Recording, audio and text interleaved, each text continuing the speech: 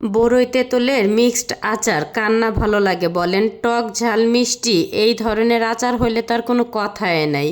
তবে আমি কিন্তু এই আচার এই প্রথম বানাইলাম। এর আগে কখনোই বরই তেঁতুলের আচার আমি বানাই নাই। যাই হোক, তা আমের আচার বানানো হয়েছে, জলপাইয়ের আচার বানানো হয়েছে। তো প্রতি বছরে আমের সিজন আসলে আমার মা আর কি আচার বানায় বানায় পাঠায়। তো তেমন আর কি বানানোর প্রয়োজন পড়ে না, তারপরে একটু চেষ্টা করি। আর চেষ্টা করলে কিন্তু কোনো কাজই বিফলে যায় না, চেষ্টা করলে কিন্তু সব ধরনের কাজই শেখা যায়, তাই না? আর আমাদের তো গ্রামের বাড়িতে তো 4 বছর ধরে আর কি এই বরই ধরে, এই টক বরই। আর এই বরই পর্যন্ত খেয়ে দেখে নাই যে টক না মিষ্টি। তো যখন আর কি বরইগুলি পাকে ওই টাইমে গ্রামের বাড়িতে যাওয়া হয় না, আর এমন কেউ নাই যে আর কি আমার বাসায় আর কি বরইগুলি দিয়ে যাবে। যাই হোক, তো এই বছর আর কি আমার দেবর যখন আর কি বরই পাকছে ওই টাইমে বাড়িতে আর কি যাওয়া হয়েছিল ওর। তারপর আর কি এতগুলি বরই আর কি আমাদের জন্য নিয়ে আসছে। আর এই তারিখে এই বরইগুলি আমি খেয়ে দেখলাম যে বরইগুলি আসলে কেমন খেতে। আর এই তো এখানে কিন্তু আমার মেয়ে একটুখানি লবণ আর শুকনো মরিচের গুঁড়া দিয়ে সুন্দর করে মেখে নিছে। আর একটুখানি আর কি বরইটা খেয়ে নিলাম। আর বরই খেতে না অনেকটা আর কি টক। আর বরই আনার পরে ছাদে আর কি 2 দিন শুকাইছি। আর দেশের পরিস্থিতি অনেকটাই কিন্তু খারাপ, এর জন্য ছাদটা আর কি আটকাই দিছে। যাই হোক, ছাদে আর শুকাইতে পারি নাই। তো রুমে একটুখানি আর কি রোদ ছিল, ওই রোদে আর কি যতটুকু পারছি শুকাইছি। আর অনেক বরই কিন্তু আর কি কালো কালো হয়ে নষ্ট হয়ে গেছে। আর এই বরইগুলো এমনি খাওয়ার জন্য আনা হয়েছিল। তো এই বরইগুলো একটুখানি লাল লাল হয়ে গেছে। তো ভাবলাম তো দুইটা মিলে আর কি আচার বানাই ফেলি।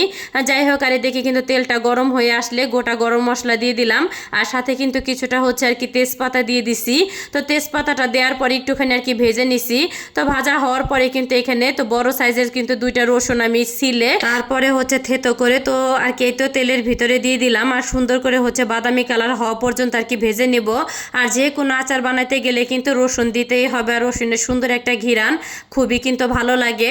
যাই হোক, তো রসুনটা কিন্তু ভাজা হয়ে যাওয়ার পরে তো এখানে কিন্তু বরইটা আমি অফ ক্যামেরায় রাইস কুকারে সুন্দর করে সেদ্ধ করে তারপর ডাল ঘুটনি দিয়ে আর কি ম্যাশ করে নিছি। আর এই তো তেলের সাথে কিন্তু সুন্দরভাবে উল্টিয়ে পাল্টিয়ে তো মিশিয়ে আর কি নেবো আমি। আর মেশানো হয়ে গেলে এখানে তেঁতুল দিয়ে দিলাম। তো তেঁতুলটা আমি একটুখানি পানির ভিতরে ভিজে রেখে তো হাত দিয়ে চটকিয়ে তো এই তো দিয়ে দিলাম। আর এখন বরই আর তেঁতুল সুন্দর করে কিন্তু আমি এখন মিশিয়ে নেব। যাই হোক, তো মিশানো কিন্তু হয়ে গেলেই এখানে ছোট্ট 1 বাটি আর কি আখের গুড় দিয়ে দিলাম। আর এই আখের গুড়টা কিন্তু ডিসেম্বরে যখন আর কি বাড়িতে যাওয়া হয়েছিল ওই টাইমে আর কি আসার সময় নিয়ে আসা হয়েছিল।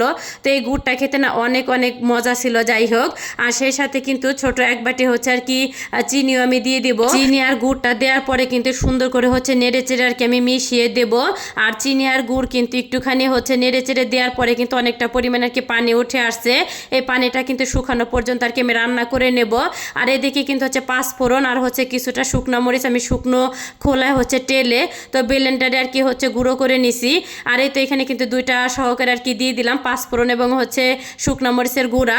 তো সুন্দর করে নেড়ে চেড়ে আর কি মিশিয়ে দেব আচারের সাথে। আর যে কোনো আচার বানাইতে গেলে 5 ফোড়ন তো দিতেই হবে, তাই না? আর এই তো লাস্টে কিন্তু একটুখানি জিরার গুঁড়াটা আমি দিয়ে দিলাম। আর এই ভিডিওটা না অনেকদিন আগে করে ভিডিও, আর ভিডিওটা আমি এডিট করে রেখে দিছি, কিন্তু ভয়েসটা দিতে আর কি আমার মনেই ছিল না। তো আজকে আর কি চোখে পড়লো, তো ভাবলাম আর কি ভয়েসটা আমি দিয়েই দেই। যেহেতু প্রথম আচারটা আমি বানাইলাম, খেতে না অনেক অনেক বেশি মজা হয়েছে। আর দেখতেও কিন্তু অনেক বেশি লোভনীয় লাগতেছে, তাই না? আর আমার কাছে মনে হয় কোনো কাজই আর কি কঠিন না, চেষ্টা করলে সব কাজই কিন্তু সহজ, তাই না? তো আজকের ভিডিওটা কার কাছে কেমন লাগলো অবশ্যই কিন্তু কমেন্ট করে জানাইতে একদমই ভুলবেন না। তো ভিডিওটা আমি এইখানে শেষ করলাম। সবাই ভালো থাকবেন। আল্লাহ হাফেজ।